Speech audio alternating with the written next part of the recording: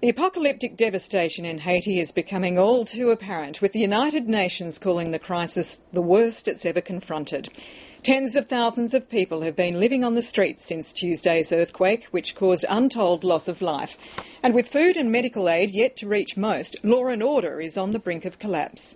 Tonight, the ABC's correspondents report from around the region.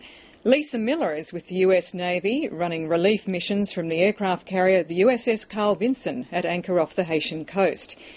Kim Landers reports from Washington on American efforts to alleviate the crisis. And we start our coverage in the Haitian capital, Port-au-Prince, where Craig McMurtry and Philip Williams are following the quake's aftermath. And a warning, the images in their reports are distressing.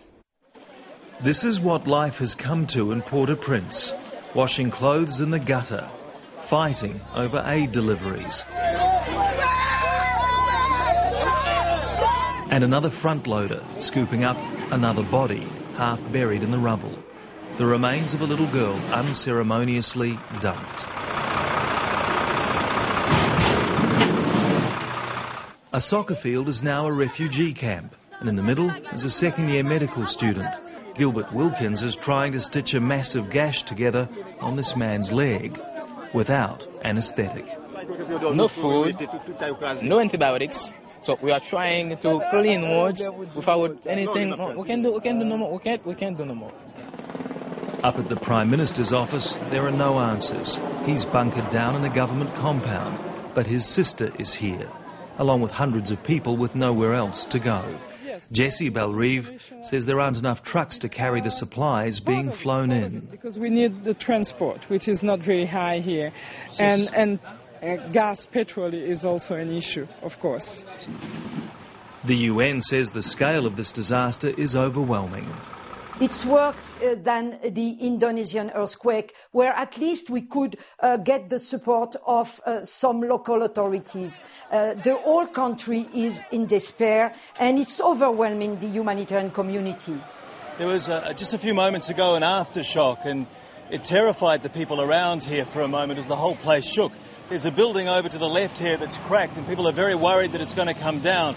Also, the one behind me, people are saying that they've heard screaming from within the building, even though it's been days since the first big quake hit, that they've heard some screaming, and there's been praying from inside the building.